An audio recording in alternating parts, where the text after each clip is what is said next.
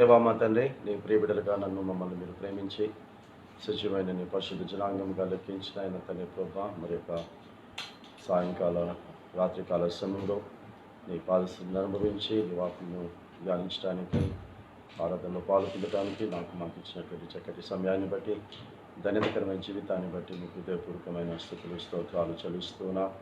ఆయన తండ్రి ప్రభా, మీరు అక్కడికి సూచనలు మాకు కనపరుస్తూ బుద్ధిగల కన్యకల వలె మీరు సిద్ధముగా ఉండు అని సెలవిచ్చి ఉన్నావు తండ్రి ప్రభా. 10 మంది కన్యకలు సిద్ధముగా ఉన్నారు, కానీ తండ్రి ప్రభా సరి అయినటువంటి పెళ్లి కుమారుడుగా నువ్వు రానయ్యున్నటువంటి సమయంలో తండ్రి ప్రభా వారిలో ఉన్నటువంటి విశ్వాసం, ఆయన వారిలో ఉన్నటువంటి తండ్రి ప్రభా నీతి, వారిలో ఉన్నటువంటి ఓర్పు, వారిలో ఉన్నటువంటి సహనం, అవన్నీ కూడా తండ్రి ప్రభా తగ్గిపోవటం ప్రారంభించిన కారణాన్ని బట్టి వారిని తండ్రి ప్రభా వదిలిపెట్టి తండ్రి ప్రభా విశ్వాసములోను, ఓర్పులోను, సహనములోను ఆయన ఎదురయ్యేటటువంటి ప్రతి పరీక్షలో నిలకడగా ఎదిరించి తండ్రి ప్రభా ధైర్యంగా నిలిచి ఉండి విజయబాట ప్రయాణము చేసేటటువంటి ఆ బుద్ధిగల కన్యకలను నీ వివాహం చేసుకోవడానికి తీసుకుని వెళ్ళి ఉన్నావని నీ ఉపమానం ద్వారా మాకు తెలియపరుచున్నాం. కాబట్టి తండ్రి ప్రభా ఈ నీ రాకడ సమయంలో మేము ఏ విధంగా ఉన్నామో మమ్మల్ని మేము పరీక్షించుకుంటూ నీ కృపను అనుగ్రహించండి. ఆయన పౌలు స్పష్టంగా తెలియజేస్తూ ఉన్నాడు తండ్రి ప్రభా, భోజనం నిమిత్తము దేవుని పనిని పాడు చేయకూడదు అని కూడా సెలవిస్తూ ఉన్నాడు తండ్రి ప్రభా. కాబట్టి ఈ సమయంలో అందరం కూడా జ్ఞానయుక్తమైనటువంటి తండ్రి ప్రభా విశ్వాస బిడ్డలుగా జీవించడానికి నీ కృపను అనుగ్రహించండి. నీవు ఇవ్వటానికి చెయ్యి చాచిన దేవుడు, దేవులను కుమరించడానికి చెయ్యి చాచిన దేవుడు, అదే సమయంలో తండ్రి ప్రభా తీసుకునేటటువంటి గుంపులో మేము ఉండకుండా వేరే పనుల్లో మేము ఉన్నట్లయితే తండ్రి ప్రభా ఆ చివరి క్షణములో తండ్రి ప్రభా ఆ దీవెని మేము పోగొట్టుకుంటాం కనుక అలాంటి విధముగా మేమందరము కూడా ఉండకూడనట్లు ఆయన తండ్రి ప్రభా జీవించే ఆధిక్యతను మాకు మీరందరికీ మీరు కలగచ్చేయమని ప్రార్థిస్తున్నాం. ఇదే కాలం నుంచి తండ్రి ప్రభా మరి నీ పరిచయంలో వాడుకొని క్షేమంగా తండ్రి ప్రభా తీసుకుని వచ్చినందుకు కూడా నీకు స్తోత్రం చెల్లిస్తున్నాను. తండ్రి ప్రభా అన్నీ మీరే ఉండి తండ్రి ప్రభా మీరు నడిపించండి. లైవ్ ద్వారా వీక్షిస్తున్నటువంటి బిడ్డలు తండ్రి ప్రభా ఎంతమంది అయితే తండ్రి ప్రభా ఆసక్తితో ఎదురు చూస్తున్నారు వారందరినీ కూడా తండ్రి ప్రభా సమయం జ్ఞాపకం చేసుకొని శరీరాల్లో ఉన్నటువంటి బలహీనతలను, మనసులో ఉన్నటువంటి నిరాశ నిస్పృహలన్నిటినీ కూడా మీరు తొలగింపచేసి సంపూర్ణమైన పరిపూర్ణమైనటువంటి ఆరోగ్యములతో ఆయన ధైర్యముతో తండ్రి ప్రభా ఉదయ నిర్భరముతో తండ్రి ప్రభా ఆయన జీవిస్తూ భవిష్యత్తును కొనసాగించుకుంటూ నిరాశ్రాకుడు సిద్ధంగా ఉండేటటువంటి మహావాక్యాన్ని కలిగించుకుని ఈ స్నామంలో తండ్రి వేడుకొంచున్నాము స్వామి. ఆమె 556వ పాట పాడుతూ మనము క్లుప్త వాక్య సందేశం కొరకు మనల్ని సిద్ధపరచుకుందాం. మహోన్నతుని స్తుతి కీర్తనలో నుంచి 556. హృదయారణ్యములో నే కృంగిన సమయములో, హృదయారణ్యములో నే కృంగిన సమయములో వినిపించుచున్నది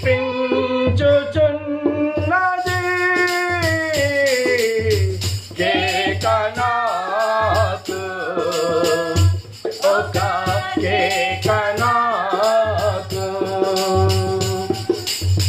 కేకనాకు, ఒక కేకనాకు.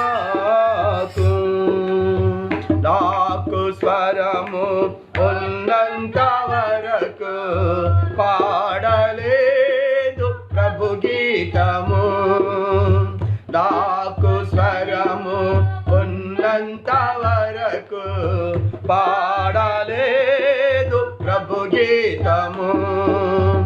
స్వరమంతా పోయా, స్వరమంతా పోయాక పాడాలని ఉంది ప్రభు గీతము, పాడాలని ఉంది ప్రభు గీతము. వినిపించుచున్నది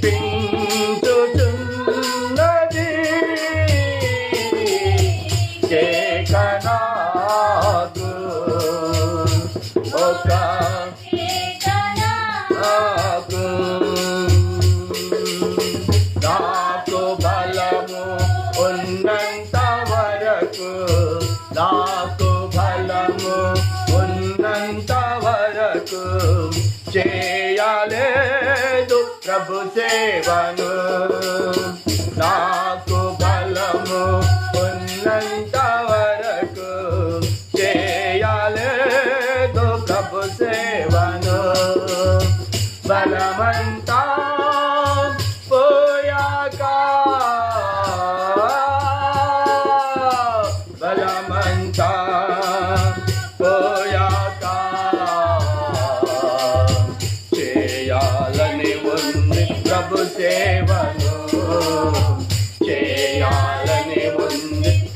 సేవను వినిపించుచున్నది.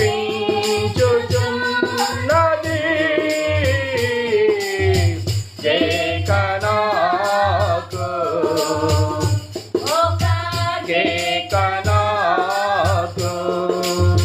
నాకు కను దృష్టి ఉన్నంత వరకు చదవలేదు ప్రభువాక్యము. నాకు కను దృష్టి ఉన్నంత వరకు చదవలేదు ప్రభువాక్యము. దృష్టంతా పోయాక దృష్టంతా పోయాక చదవాలని ఉంది ప్రభువాక్యము. చదవాలని ఉంది ప్రభువాక్యము. వినిపించుచున్నది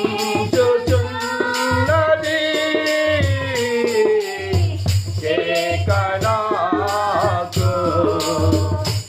ఒక కేకనాకు.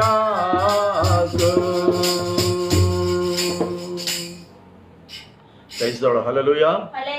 సో దేవుని యొక్క అతి పరిశుద్ధమైనటువంటి శక్తి కలిగినటువంటి ఉన్నతమైనటువంటి నామమునకు హృదయపూర్వకమైనటువంటి స్తుతులు స్తోత్రాలు చెల్లిస్తూ మరి పరిశుద్ధ గ్రంథములో నుండి మనము ప్రతిరోజు ధ్యానిస్తున్నటువంటి విషయం విశ్వాసము అనగా రక్షణ అని.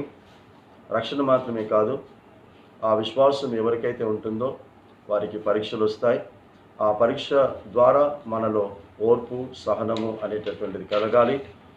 కాబట్టి విశ్వాసులకు, రక్షించబడినటువంటి వారికి, యేసు రహస్యరాకడ కొరకు ఎదురు చూస్తున్న వారికి ఆ యొక్క పరీక్షల ద్వారా నానా విధములైనటువంటి శోధనలు ఎదురైనప్పుడు వాటిని ధైర్యముగా ఎదుర్కోవాలి. మహా ఆనందముగా మనము ఎప్పుడైతే ఎంచుకొని మనము జీవిస్తామో అప్పుడు మనము సంపూర్ణమవుతాము, అనునాంగులమవుతాము, ఏ విషయంలో కూడా కొదవలేని వారం అవుతాము అనేటటువంటి విషయాన్ని మనం జ్ఞాపకం చేస్తూ, కాబట్టి విశ్వాసం ఎక్కడ ఉంటుందో అక్కడ క్రియలు ఉంటాయని మనము జ్ఞాపకం చేసుకుంటున్నాం. కాబట్టి క్రియలతో కూడినటువంటి విశ్వాసము ఎప్పుడు కూడా సజీవమైనదిగా ఉంటుంది. కాబట్టి క్రియలు లేనటువంటి విశ్వాసం ఏమవుతుందని చెప్పాడంటే ఆ విశ్వాసము ఒంటరి అయిపోతుంది అని చెప్పాడు. కాబట్టి ఒంటరిగా ఉన్నటువంటి ఆ విశ్వాసము కొంతకాలానికి ఏమవుతుందని చెప్తున్నాడంటే మృతమైపోతుంది అని సెలవిస్తున్నాడు. కాబట్టి మనకు తెలిసినటువంటి వారిని మనము చాలా ఆత్మీయంగా మనము దగ్గరగా క్లోజ్ రిలేషన్ కలిగినటువంటి వారితో ఎప్పుడు మనం కలిసి ఉండాలని ఇష్టపడతాం. కాబట్టి ఒంటరితనము చాలా భయంకరమైనటువంటిది, అది అనుభవించే వారికే తెలుస్తుంది. కాబట్టి ఒక మనిషిని ఒంటరిగా విడిచిపెట్టడానికి ఇష్టపడం, కానీ మనము క్రియలు లేని విశ్వాసం కలిగినటువంటి వారమైతే విశ్వాసమును మనము ఒంటరి దానిగా లేదా ఒంటరి వాడిగా చేసేస్తాము అనేటటువంటి విషయం జ్ఞాపకం చేస్తున్నాడు. కాబట్టి ఆ విధంగా మనం వింటూ అబ్రహాము ఏమని చెప్తున్నాడనంటే, అబ్రహాము క్రియల ద్వారా తన విశ్వాసమును కనుపరిచి తద్వారా అతడు నీతిమంతుడిగా ఎంచబడ్డాడు. అల్టిమేట్గా పరలోక రాజ్యంలో ప్రవేశించేది ఎవరంటే నీతిమంతులు. సో ఆ నీతిమంతుడు అన్నటువంటి సర్టిఫికేట్, ఆ నీతిమంతురాలు అనేటటువంటి సర్టిఫికేట్ దేవుడు ఎప్పుడు ఇస్తాడంటే నీకు ఎదురయ్యేటటువంటి శ్రమలలో, కష్టాలలో, అవమానాలలో, నిందలలో నువ్వు అనుకున్నది ఏది కూడా నీ జీవితంలో జరగనప్పుడు నీవు నీ విశ్వాసం మీద ఆధారపడి, అనగా దేవుడు ఏ విధముగానైతే ఆ శ్రమలను ఎదుర్కొని ధైర్యంగా ఉండుమని చెప్పాడో అలాంటి క్రియలను మనము కనుపరుస్తూ ఉన్నప్పుడు మనల్ని నీతిమంతులుగా ఆయన సర్టిఫై చేసి ఆయన ఉన్నటువంటి ఆ చోటుకి ఆయన మనల్ని తీసుకొని వెళ్తాడు. ఆ మాట ఇక్కడ చూస్తున్నాం మనం. యాకోబు పత్రిక 2వ అధ్యాయములో 22వ వచనమును మనం చూసాం. 21, 22. మన పితరుడైనటువంటి అబ్రహాము తన కుమారుడైనటువంటి ఇస్సాకును బలిపీఠము మీద అర్పించినప్పుడు అతడు క్రియల వలన నీతిమంతుడని తీర్పు పొందలేదా? విశ్వాసము అతని క్రియలతో కూడి కార్యసిద్ధి కలగచేసిననియు క్రియల మూలముగా అతని విశ్వాసము పరిపూర్ణమైనదనియు గ్రహించుచు ఉన్నావు కదా. కాబట్టి పరిపూర్ణత అనేటటువంటి మనం చూస్తూ ఉన్నాం. ఎందుకంటే మనము ధ్యానించినప్పుడు అపోస్తుల కార్యం 3వ అధ్యాయంలో ఆ పుట్టుకతో కుంటివాడుగా ఉన్నటువంటి వ్యక్తిని, నీవు ఆశించింది మా దగ్గర లేదు, కానీ మా ప్రభువు మాకు ఏమిచ్చాడో అదే మీకు ఇస్తాము అని చెప్పాడు అని మనం ధ్యానించాం. కాబట్టి ప్రభువు పేతురుకి ఏమిచ్చాడో, ప్రభువు యోహానుకి ఏమిచ్చాడో అదే ఇస్తాము అని చెప్పాడు. మరి ఏమిచ్చి ఉండవచ్చు వారికి అని అంటే విశ్వాసమునిచ్చాడు. విశ్వాసము ద్వారా రక్షణనిచ్చాడు. ఆ రక్షణ ఎలా పొందుకున్నారని చెప్తున్నాడు, ఎలా స్వస్థత పొందుకున్నారని చెప్పారు అక్కడ ఉన్నటువంటి వారందరికీ అంటే ఇతడు పరిపూర్ణముగా సంపూర్ణముగా స్వస్థత పొందాడు అని చెప్తూ ఉన్నాడు. అలాగే ఈ రోజున మనము పరిపూర్ణమైనటువంటి పరిశుద్ధులుగా దేవుడు చూడాలని ఇష్టపడుతున్నాడు. అంతేకాకుండా మనం మొదటి అధ్యాయంలో కూడా ఆ యొక్క 12వ వచనంలో మనం ఏం చూసాము అని అంటే, శోధనను సహించువాడు ధన్యుడు, అతడు శోధనకు నిలిచిన వాడై ప్రభువు తనను ప్రేమించు వారికి వాగ్దానము చేసిన జీవ కిరీటమును పొందుతాడు. సో నీకు జీవ కిరీటం కావాలంటే నీతిమంతుడుగా మార్చబడిన తర్వాత ఇచ్చే జీవ కిరీటం ఇది. సో ఆ జీవ కిరీటము శోధనలను మనము ఎదుర్కోవాలి, ఆ శోధనలో ధైర్యంగా నిలబడాలి, ఆ శోధనలో మన విజయాన్ని సాధించాలి. ఎందుకంటే జయించిన వానికే పరదేశంలో జీవవృక్ష ఫలములను తిననిస్తానన్నాడు. అంతేకాకుండా జీవ కిరీటమును కూడా ఇస్తానన్నాడు. ఈ ఒక్క మాట ద్వారా నీకు నాకేమర్థమవుతుందంటే, పరలోక రాజ్యంలో ఏ నీతిమంతులకు చోటు ఉంది, ఎవరికి జీవ కిరీటం అంటే భూమి మీద శోధనలను ఎదుర్కొనే వారికి మాత్రమే. నేను దేవుని నమ్ముకున్నప్పటి నుంచి నాకు శోధనలే లేవండి, నేను దేవుని నమ్ముకున్నప్పటి నుంచి నా కష్టాలే లేవండి, నేను దేవుని నమ్ముకున్నప్పటి నుంచి నేను అనుకున్నవన్నీ జీవితంలో జరుగుతున్నాయి అని ఆ వ్యక్తి అంటున్నాడంటే, ఆ కుటుంబం అంటుంది అంటే, ఆ కుటుంబం అంతా మూర్ఖవతమైనటువంటి క్రైస్తవ విశ్వాసులు ఇంకొకరు లేరు. ఎందుకంటే ఈ నా పరిశుద్ధ గ్రంథం అయితే చెప్తుంది, శోధనల ద్వారానే మనము ప్రయాణము చేస్తే మనము పరదేశుకు పరలోకానికి వెళ్తామని చెప్తా ఉంది.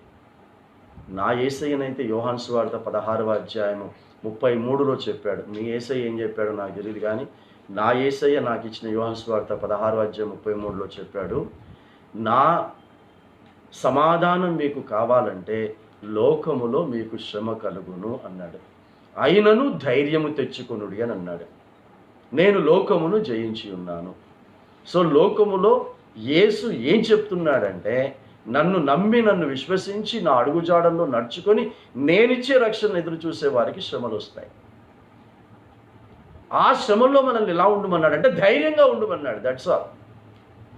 ధైర్యం ఉంటే చాలు. ధైర్యం ఎప్పుడు ఉంటుంది మనకంటే, నాతో ఎవరో ఉన్నారు అన్నప్పుడు నీకు ధైర్యం ఉంటుంది. సో శ్రమల్లో నాకు ఎప్పుడు ధైర్యం వస్తుంది అంటే, నాతో నా ప్రభు ఉన్నాడని నువ్వు అనుకుంటే ధైర్యం వస్తుంది. అది కూడా మనం చూసాం. 91వ కీర్తన 14, 15, 16 వచనాలు మనం చూసాం. అతడు నాకు మొరపెట్టగా నేను అతనికి ఉత్తరం ఇచ్చేదను, శ్రమలో నేను అతనికి తోడై ఉంటాను. ఇంకేం కావాలి? ఆయనే నీకు శ్రమలో తోడున్నాక నీకు ధైర్యం ఎలా ఉండదు? సో ఆ ధైర్యము మనము కలిగి ఉన్నప్పుడు మనము నీతిమంతులం, తద్వారా జీవకిరీటం మనం పొందుకుంటాం. కాబట్టి దయచేసి ఈ వర్తమానం వింటున్నటువంటి ఎవ్వరైనా సరే ధైర్యమును విడిచిపెట్టకండి. నీకు అనారోగ్యం వచ్చినా ధైర్యం విడిచిపెట్టకు, నీకు ఆర్థిక ఇబ్బందులు వచ్చినా ధైర్యం విడిచిపెట్టకు. ఏది నిన్ను కృంగదీస్తున్నా, శారీరకంగా కృంగదీస్తున్నా, మానసికంగా కృంగదీస్తున్నా, ఏ విషయంలో కూడా నువ్వు అధైర్యపడకుండా ధైర్యంగా నువ్వు ముందుకు సాగాలి. లేకపోతే మనల్ని ఏమంటాడో తెలుసా? మనుషుల దృష్టిలో నీతిమంతులుగా కనబడాలని అనుకుంటున్నారు అని అంటాడు. చూడండి ఒకసారి లూకాసు సువార్త 17 ఏదైతే మనం చదువుకోమని మీకు చెప్పానో 16, 17, 18 అధ్యాయాలు మిమ్మల్ని చదువుకోమని చెప్పాను. మీరు చదువుకొని ఉన్నారని నేనైతే నమ్ముతూ ఉన్నాను. ఒకవేళ మీరు చదివి ఉండకపోయినట్లయితే ఈ సమయంలో నేను చెప్తున్నాను. లూకాసు సువార్త 16వ అధ్యాయము 14వ వచనం. 2 రకాల నీతిమంతులు ఉంటారు, కానీ అక్కడ మనం చూసినటువంటి అబ్రహాము దేవుని దృష్టిలో నీతిమంతుడిగా ఎంచబడ్డాడు. ఎందుకు నీతిమంతుడు ఎంచబడ్డాడంటే, అతడు దేవుడు ఏదైతే అడిగాడో అది చెయ్యటానికి సిద్ధపడుతున్నప్పుడు లోకం అతన్ని ఏం చెయ్యబోతుందో అతనికి తెలుసు. లోకం అతన్ని ద్వేషించబోతుంది, లోకం అతన్ని అసహించుకొని పక్కన పెట్టబోతా ఉంది. కుటుంబంలో కూడా అనుకూలమైన వాతావరణములు అతనికి ఉండవు అని అతనికి తెలిసి కూడా దేవుడు అడిగాడు కనుక నేను చేస్తానని ముందుకు వచ్చాడు గనుక దేవుని దృష్టిలో నీతిమంతుడయ్యాడు. సో రెండవ రకం నీతిమంతులు ఉంటారంట. ఎవరిలో ధనాపేక్ష కలిగినటువంటి వారు, ఎప్పుడు డబ్బు డబ్బు డబ్బు డబ్బు, వానికి కాకుండానే ఇతరులది కూడా వానికి కావాలి అనేటటువంటి ఆలోచన ఎవరైతే కలిగి ఉంటారో చెప్తున్నాడు ఇక్కడ. చూడండి 14వ వచనం, 16-14. ధనాపేక్ష గల పరిసయ్యుడు ఈ మాటలన్నీ విని ఆయనను అపహసించుచుండగా ఏమంటున్నాడు చూడండి యేసు. ఆయన, మీరు మనుష్యుల ఎదుట నీతిమంతులని అనిపించుకునేవారు, కానీ దేవుడు మీ హృదయములను ఎరుగును. అంతేకాదు, మనుష్యులలో ఘనముగా ఎంచబడినది దేవుని దృష్టికి అసహ్యము లేదా హేయము. కాబట్టి దేవుని దృష్టిలో మనం ఏమై ఉన్నామో దాన్ని బట్టి మనం సంతోషంగా ఉన్నాం. మనుషులు మనం గుర్తిస్తున్నారా లేదా, మనుషులు మనల్ని ఘనముగా ఎంచుతున్నారా లేదా. డబ్బు ఉన్నటువంటి వానికి కనబడగానే వానికి సకల ఏమంటారమ్మా మర్యాదలు చేస్తారు. మన దగ్గర లేదు, వారు మనకు మర్యాద చెయ్యరు. No problem. దేవుడు ముందే చెప్పాడు, మనుషుల ద్వారా ఎవడైతే ఘనపరచబడతాడో వాడు దేవుని దృష్టికి అసహ్యుడు. ఇంకేం కావాలి నీకు? అంటే ఇప్పుడు మనం దేవుని దృష్టిలో మనము నీతిమంతులం కనుక, శోధనలు ఎదుర్కొంటున్నాం కనుక, అన్ని కష్టాలను అనుభవిస్తున్నాం కనుక, ఎటు చూసినా దారి లేదు మనకి. అయినా ఒక దారిలో మనం ఉన్నాం. ఏ దారి అది? నేనే మార్గమును నేనే దారిని అన్న ఆ దారిలో మనం ఉన్నాం. ఆ దారికి ఆయన ఏం పేరు పెట్టాడంటే ఇరుకు మార్గము అని పేరు పెట్టాడు. క్రైస్తలో ఆ ఇరుకు అంటే ఇరుకు ద్వారమున ప్రవేశించడానికి ప్రయాసపడండి అన్నాడు. మిగతా నేను చూసుకుంటా. సో ఇప్పుడు మనం ఏం చేసాము? ఇరుకు ద్వారంలో ప్రవేశించేసాం. ఇరుకు ద్వారం అంటే శ్రమలు, ఇప్పటిదాకా చెప్పింది, శోధనలు, ఇవన్నీ కూడా అందులో ప్రవేశించేసాం. కాబట్టి అన్నీ ఆయన చూసుకుంటున్నాడు. కాబట్టి ఈరోజు మనకు ఏ డోకా లేకుండా అన్నింట్లో కూడా నిశ్చింతగా మనం ఉండగలుగుతూ ఉన్నాం. కాబట్టి ఇది అసహ్యము, హేయము అని అన్నాడు. ఇంకొక నీతిమంతులు ఉన్నారంట. పక్కన తిప్పండి పేజీ. ఇంకో నీతిమంతుల గురించి చెప్తాను. 18వ అధ్యాయంలో 9వ వచనంలో ఇంకో నీతిమంతుడు ఉన్నాడు. అది తామే నీతిమంతులమని. ఒక నీతిమంతులేమో మనుషులు మమ్మల్ని నీతిమంతులు అనుకుంటే చాలు అనుకునే రకం ఒక రకం. ఇప్పుడు ఇంకో రకం ఏంటంటే మేమే నీతిమంతులం, మనుషులు అనుకొని అనుకోపోని, దేవుడు అనుకొని అనుకోపోని. వీడు అనుకుంటాడంట, ఈ వ్యక్తి అనుకుంటాడు, ఈ కుటుంబం అనుకుంటుంది. ఏమనంటే మేము నీతిమంతులము అని ఒక కుటుంబం అనుకుంటుంది. నేను నీతిమంతులని ఒక వ్యక్తి అనుకుంటాడు. అలాంటి వాళ్ళు ఏం చేస్తారో చూడండి. మేము నీతిమంతులమని తమ్మును తామే ఇతరులకు తృణీకరించుచు కొందరితో ఈ ఉపమానం చెప్పాడు. యేసుక్రీస్తును తృణీకరించేవారు, యేసుక్రీస్తు బోధ చెప్తుంటే ఆ బోధను తృణీకరించేవారు. యేసు చెప్పే బోధ ఏంటి? మీ మనసు మార్చుకోండి, పాపములను విడిచిపెట్టుకోండి. ఇది యేసు శిష్యులు చెప్పిన బోధ ఏంటి? అదే బోధ.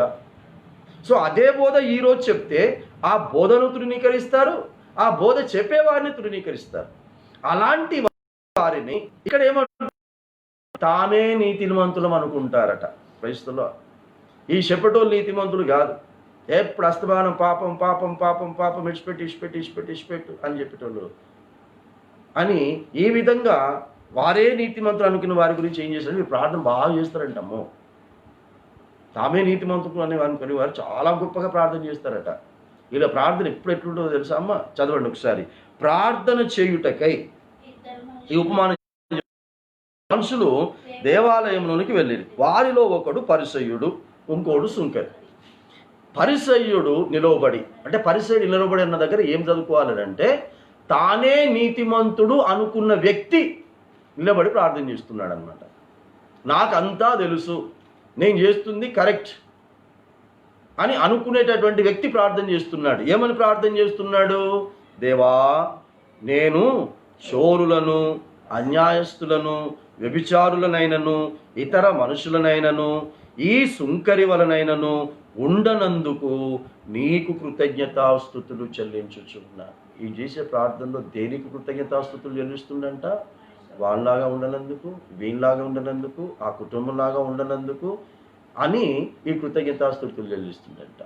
కానీ ఎలా కృతజ్ఞతాస్తుతులు చెల్లించాలి? ఇతడు ఎలా ఉండనందుకు అని కృతజ్ఞతాస్తుతులు చెల్లించాలి. వాక్యానికి వ్యతిరేకంగా నేను ఉండనందుకు నీకు కృతజ్ఞతాస్తుతులు అని చెల్లించాలి. అది అక్కడ క్లియర్గా చెప్తున్నాడు. లూకాసు సువార్త 18వ అధ్యాయము 9వ వచనం నుంచి మనం చూసినప్పుడు ఆ 10వ వచనంలో ఇతడు 10-11 వచనాలను ఇతడు చేస్తున్నాడు. నువ్వు వాళ్ళలాగా వీళ్ళలాగా ఇతరులతో నువ్వు పోల్చుకోకు.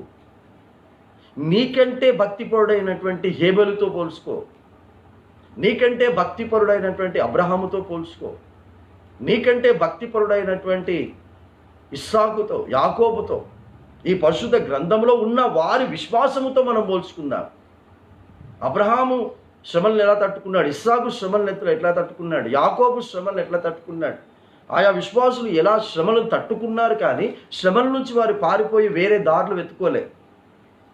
ఎక్కడ ప్రవక్తలు ఉన్నారు, ఎక్కడ సేవకులు ఉన్నారు, వాళ్ళ ద్వారా నా శ్రమలు పోతే బాగుండని వారు వెతుక్కుంటూ తిరగలే. నా కష్టాల గురించి ఎవడు ప్రార్థన చేయగలడు, ఎవరికి ఆ ప్రార్థన శక్తి ఉంది, ఎవరికి అది అని ఇక్కడ చేయలేదమ్మా. దేవునికి స్తోత్రం.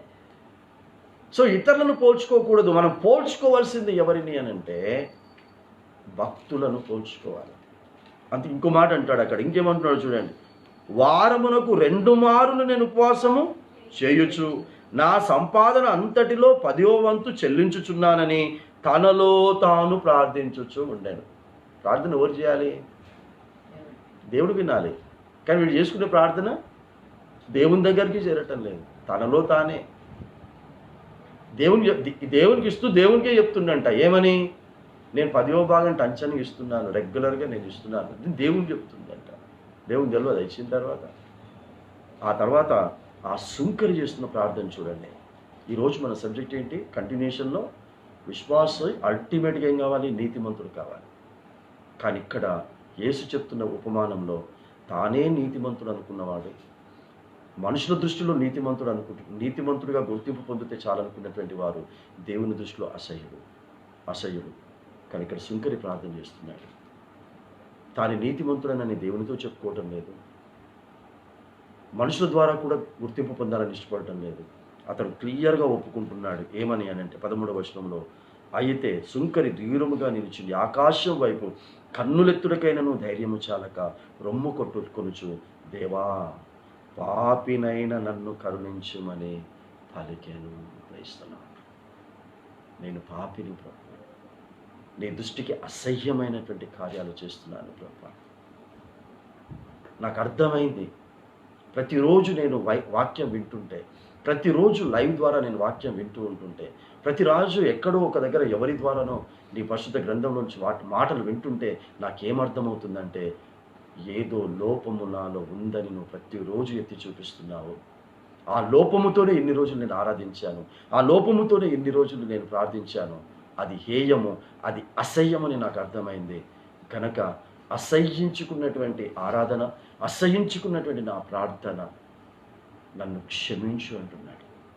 అంటే పైవాడు దేవునికి హేయమైన ప్రార్థన చేశాడు, దేవునికి అసహ్యమైన ప్రార్థన చేశాడు. కానీ క్రిందివాడు దేవునికి ఇష్టమైన ప్రార్థన చేసుకుంటున్నాడు. ఎలా అంటే తన జీవితము ఎంత అసహ్యంగా ఉందో చెప్పుకుంటున్నాడు. పైవాడు జీవితం అసహ్యంగా ఉన్నప్పటికీ ఇతరులతో చెప్పుకుంటూ నేను ఇది చేశాను, అది చేశానని చెప్పుకుంటున్నాడు. అక్కడ చూడండి ఏమంటున్నాడు, పాపినైనా, చదవడం ఎవరైనా, నన్ను కరుణించమని పలికెను. ఒకటే మాట, ఏం ప్రార్థన చేయలే, నా పాపం తీసేయడం లేదు, ఏమనలేదు, నన్ను కనికరించు అంటే దాని అర్థం నీకు ఇష్టానికి వదిలేస్తున్నా. కనికరించి క్షమిస్తావో, క్షమించకుండా శిక్షిస్తావో నీ ఇష్టం. నేనైతే ఏదో ఒకటి ఫేస్ చేస్తున్నా, ఆ ఫేస్ చేస్తున్నది నీకు వదిలేస్తున్నా. దాంట్లో నుంచి బయటికి తీసుకొచ్చినా నీ ఇష్టమే, తీసుకురాకపోయినా నీ ఇష్టమే. బట్ నాకు అల్టిమేట్గా ఒకటి కావాలి. ఏంటంటే అబ్రహామును ఏ విధంగానైతే నువ్వు దృష్టిలో ఎంచావో అది నేను ఎంచబడాలి. నేను నీతిమంతుని కుటుంబం అని ఎంచబడితే చాలు ప్రభు అనుకున్నాడు. అందుకే అక్కడ రాస్తాడు, ఏమని చూడు, అతని కంటే ఇతడు నీతిమంతుడుగా తీర్చబడి తన ఇంటికి వెళ్ళనని మీతో చెప్పుచూ ఉన్నాను. Praise the Lord. ఎంత చక్కటి మాట. అతడు ధనవంతుడే కావచ్చు, ఇతని కంటే ముందు వచ్చినోడు ధనవంతుడే కావచ్చు, ఆరోగ్యవంతుడే కావచ్చు. అందుకే నేను మొన్నటి దినం నేను చెప్పాను, దేవునికి అయిష్టమైన జీవితాన్ని జీవిస్తూ నేను బాగా ఉన్నాను లోక సంబంధంగా. ఇక్కడ సేవకుడు చెప్పిన విధంగా నాకు ఏ కష్టాలు లేవు, ఏ బాధలు లేవు, ఇబ్బందులు లేవు, హాయిగా నేను జీవిస్తున్నానని దేవుని దృష్టిలో నీతిమంతుడినే, మనుషుల దృష్టిలో నీతిమంతుడినే, నాకుగా నేను కూడా నీతిమంతుడిని అనుకుంటున్నాం. కానీ ఇక్కడ చెప్పినటువంటి ఉపమానంలో చెప్తున్నాడు, అతని కంటే, వాడు అనుకుంటున్న దానికంటే, ఆ ధనవంతుని కంటే, వాడు చదువుకున్న దానికంటే, వారి పిల్లలు చదువుకున్న దానికంటే, వారికి ఉన్న హోదా పలుకుబడి కంటే, వారికి ఉన్న బంగారం వెండి వజ్రవైడ్యుల కంటే, వారు ఏవేవైతే కలిగి ఉండి మేము దేవుని చేత ఆశీర్దింపబడుతున్నాం, వాళ్ళకి ఏమి లేదు కనుక వారు దేవుని చేత ఆశీర్దింపబడతలేరు, వారు చేసినటువంటి క్రియలకు శాపాలు అనుభవిస్తున్నారు, అలా అనుభవిస్తున్నారు అని మనుషులు అనుకుంటుండవచ్చు. కానీ అనుకుంటున్నటువంటి వారికంటే అనుభవిస్తున్నటువంటి మనము నీతిమంతులుగా తీర్చబడి దేవుని ఇంటికి వెళ్తాము. క్రైస్తవులం ఇక్కడ రాస్తున్న మాట ఏంటంటే, అతడు నీతిమంతుడిగా తీర్చబడి తన ఇంటికి వెళ్ళాను.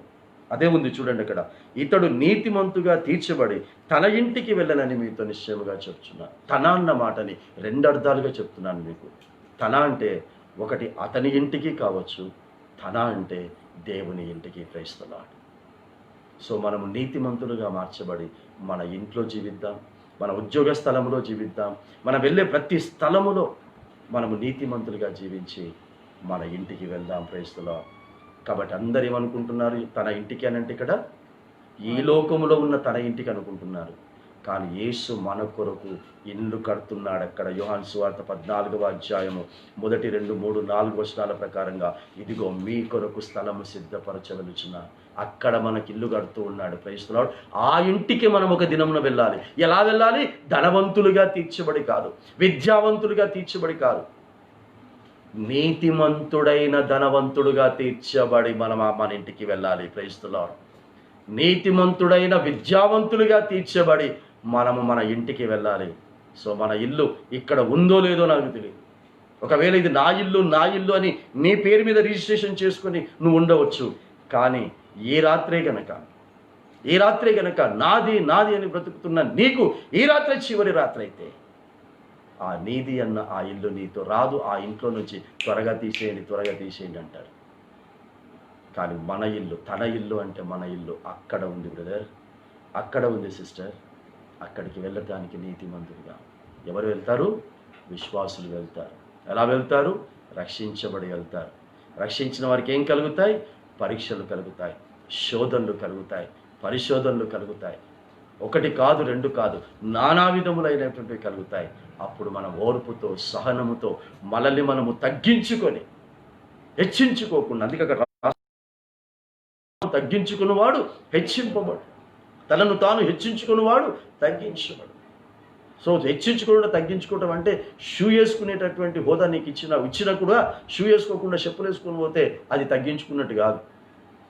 సూటు బూటు వేసుకునే హోదా నీకు ఇచ్చినా కూడా నువ్వు మామూలుగా అది కాదు. తగ్గించుకోవటం అని అంటే, నేను ఎంత పవిత్రుడిగా నేను జీవిస్తున్నా, ఇంకా ఏదో తప్పు నాలో ఉండవచ్చు, అది నాకు దేవుడు చూపించాలి. క్రైస్తవులు. సో దేవుని దగ్గరికి వస్తే మనం అందరం కూడా తగ్గించుకోవాలి. కానీ వాడు పైయుడు ఏం చేస్తుండే? దేవుని దగ్గరకు వచ్చి నాలో ఏం తప్పు లేదని చెప్పుకుంటున్నాడు. అందరికంటే నేనే మంచి నీతిమంతుడని చెప్పుకుంటున్నాడు. కాబట్టి ఈ రాత్రికాల సమయంలో పరలోక రాజ్యానికి ఎలా తీర్చబడాలంటే, నీతిమంతులుగా మనము తీర్చబడి వెళ్ళాలి. 15వ ఆదికాండ 15వ అధ్యాయంలో అబ్రహాము దేవుని నమ్మెను, అది అతనికి నీతిగా ఎంచబడిందంతే. అతడు నీతిమంతుడని దేవుడు ఎంచాడు. కానీ నీతిమంతుడని ఇప్పుడు నిరూపించుకోవాలి. ఆ నిరూపించుకుంటున్నాడు ఎక్కడ అంటే 22వ అధ్యాయంకి వచ్చేసరికి, నువ్వు ప్రేమించుచున్నది నాకు ఇచ్చేయి అంటే అక్కడ ఇచ్చి నిరూపించుకుంటున్నాడు. సో మనలందరినీ కూడా నీతిమంతులుగా ఎంచాడు. కానీ నిరూపించుకుందాం, నేను నీతిమంతుడిని అని మనము నిరూపించుకుందాం. విద్యావంతులను నిరూపించుకున్నారు, ఉద్యోగస్తులను నిరూపించుకున్నారు, మంచి భర్తనని నిరూపించుకున్నావు, మంచి భార్యనని నిరూపించుకున్నావు, మంచి తండ్రిని, మంచి తల్లిని, మంచి పిల్లలమని నిరూపించుకున్నారు. కానీ జీవితాన్ని ముగించేలోపు నీతిమంతులము అని ఆయన ద్వారా పేరును సంపాదించుకున్నాం. 1 కీర్తన చివరి వచనం చదవండి. 1 కీర్తన చివరి వచనంలో ఎవరైనా చదవండి. మొదటి కీర్తన చివరి వచనం. అప్పుడు మీరు మొదటి కీర్తన చివరి వచనం. ఏం చదువుతారో మొదటి కీర్తన అన్నాక కూడా మీరు తప్పు చదువుతా నేనేమన్నా. నీతిమంతుల మార్గము యెహోవాకు తెలియును, దుష్టుల మార్గము. చూసారా, నీతిమంతుల మార్గము యెహోవాకు తెలియును అంటే నీతిమంతునికి కలిగిన ప్రతిదీ ఆయన తెలుసుకుంటాడు. మనం నీతిమంతులుగా జీవిస్తే నీ వెంట్రుకకు కలిగిన బాధ కూడా దేవునికి తెలుస్తుంది. ఇక్కడ ఒక వెంట్రుక ఉంది కదమ్మా, ఈ వెంట్రుక నీకు ఏదో బాధ కలిగజేస్తుంది. అది ప్రపంచంలో ఎవ్వరికీ తెలియదు, కన్న తల్లికి కూడా తెలియదు. ఆ వెంట్రుక నిన్ను బాధ పెడుతుంది. నువ్వు నీతిమంతురాలు అయితే ఆ వెంట్రుక నిన్ను బాధ పెడుతుంది కూడా యెహోవాకు తెలియను. తెలుసుకొని ఆ వెంట్రుక పెడుతున్నటువంటి ఆ బాధను తొలగిస్తాడు ఒక రోజున. క్రైస్తవులా, నీ శరీరంలో ఏ బాధ ఉందో, నీ మనస్సులో ఏ బాధ ఉందో, ప్రతిదీ, ఎవ్రీథింగ్ ఆయనకు తెలుసు. నీతిమంతులది మాత్రమే నేను చెప్తున్నాను. దుష్టుల మార్గము నాశనమునకు నడుపు. ఇది నేననలేదు. సో దుష్టుడిగా జీవించి కొంతకాలం బాగా బ్రతుకుతున్నాను అని అనుకుంటూ చివరికి నాశనం అయిపోతారు. లేదా అన్నిటినీ ఎదుర్కొంటూ ఎలాంటి దీనాతిహీనమైన పరిస్థితినైనా సరే ధైర్యంగా ఎదుర్కొంటూ నా దేవునికి నా విషయాలన్నీ తెలుసు, నన్ను ఒక రోజు తప్పకుండా గట్టెక్కిస్తాడు అని నమ్మి విశ్వసిస్తే గట్టెక్కి ఎక్కడ మనల్ని అవమానపరిచారో, ఎవరు అవమానపరిచారో అక్కడే మనల్ని గౌరవపరిచి వారు తలదించుకునేటట్టు చేసి మనల్ని నీతిమంతులుగా తీర్చి ఆయన మన కొరకు సిద్ధపరిచిన ఇంటికి వెళ్ళేటట్టు చేస్తాడు. ఈ కొద్ది మాటలు దేవుడు దీవించి ఆశీర్వదించి కాచి కాపాడి సంరక్షించిన కాక. సహోదరుడు స్టీవెన్సన్ గారు మనల్ని ప్రార్థనలు నడిపిస్తారు. ఆ ప్రార్థనతో మనమందరం కూడా ఏకీభవిస్తాం. ప్రార్థన. స్తోత్రం పరిశుద్ధుడా, కృపామయుడా, నీకు స్తుతులు స్తోత్రాలు చెల్లించుకుంటున్నాం నా తండ్రి. ప్రభువానికి స్తోత్రము స్తోత్రము స్తోత్రము స్తోత్రము స్తోత్రం నా తండ్రి. నాయనా, ఉదయకాలం నుంచి ప్రభు మరి యొక్క సాయంకాలం వరకు నీ యొక్క దయగల హస్తంలో నాయన మీరు భద్రపరుచుకొని ప్రభు నీకు స్తోత్రం.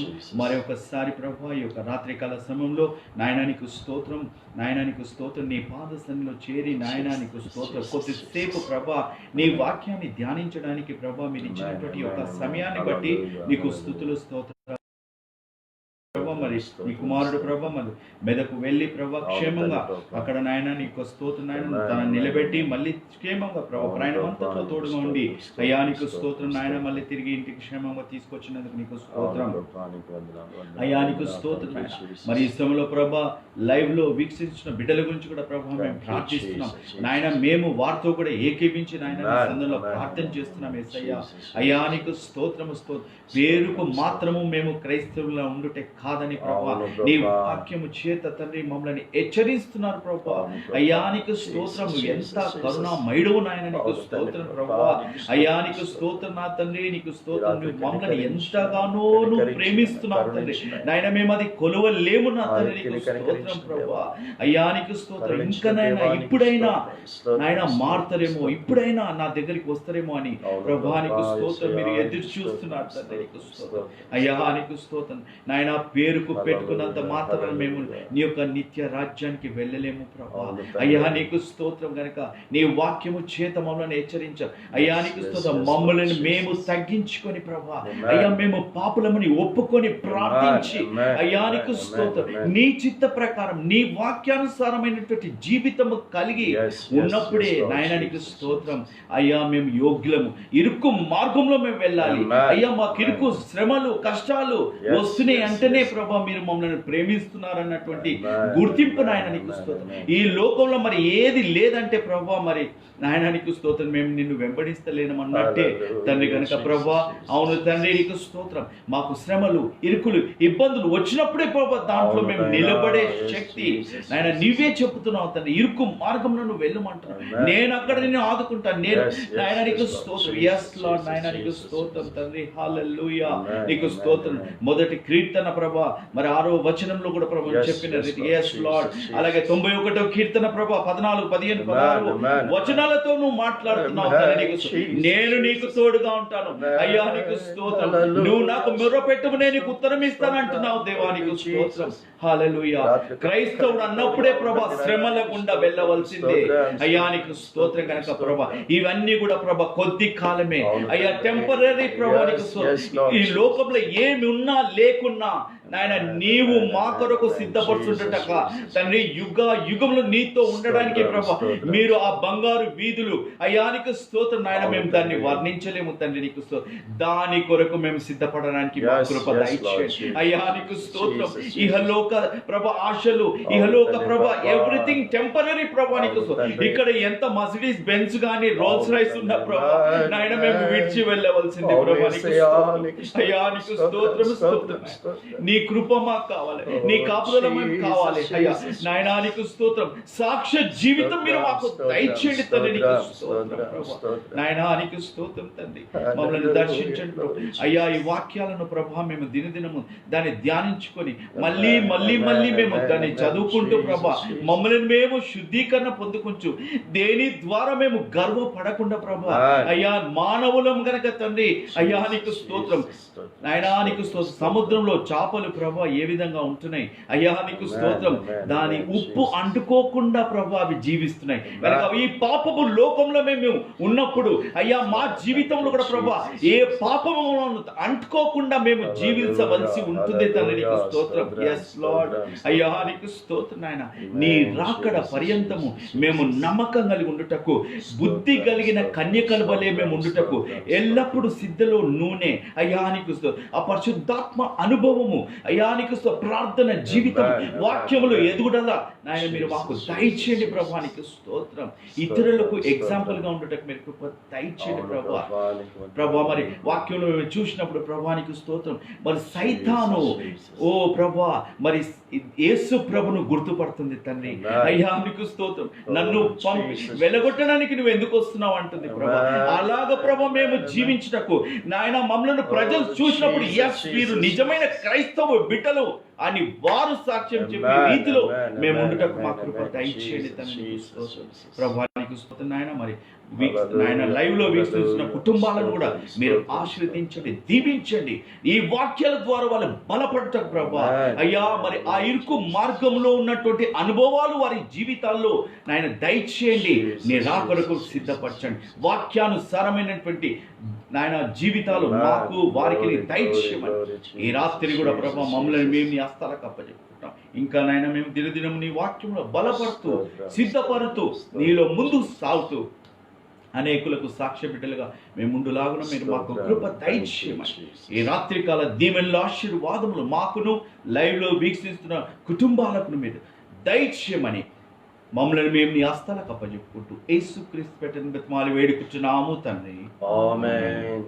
ఇప్పుడు మన తండ్రి యొక్క కుమారుని యొక్క పరిశుద్ధాత్మ యొక్క ప్రేమ కృప అన్యోన్య సహవాసము సమాధానము సకల దిగుల ఆశీర్వాదములు మనకును కుటుంబస్తులకును ఇష్ట పిల్లలకును వారి భవిష్యత్తులకును ప్రయోజకరమైనటువంటి ప్రతి ఆత్మికమైన జీవితాలకును భూమి మీద నివసిస్తున్న సకల విశ్వాసులకును ఆయన సత్యరాజ్య సువార్త ప్రకటించబడుతున్నటువంటి ప్రతి విశ్వాసికిని మరి విశేషముగా ఈ దినమున ఆయా గ్రామాలను దర్శించి ఇహల సంబంధమైనటువంటి దురాత్మలు పారద్రోలబడి ఉంటుండగా మరలా దురాత్మలు వారిలో ప్రవేశించకూడనట్లు వారు యొక్క క్రమశిక్షణతో కూడినటువంటి వాక్యానుసారమైనటువంటి కంచెను కాపుదలను కాపాడుకునేటటువంటి భవిష్యత్ కార్యాచరణకు ఇప్పుడు ఎల్లప్పుడూ సదాకాలము తోడై నీడయును గాక. ఆమేన్.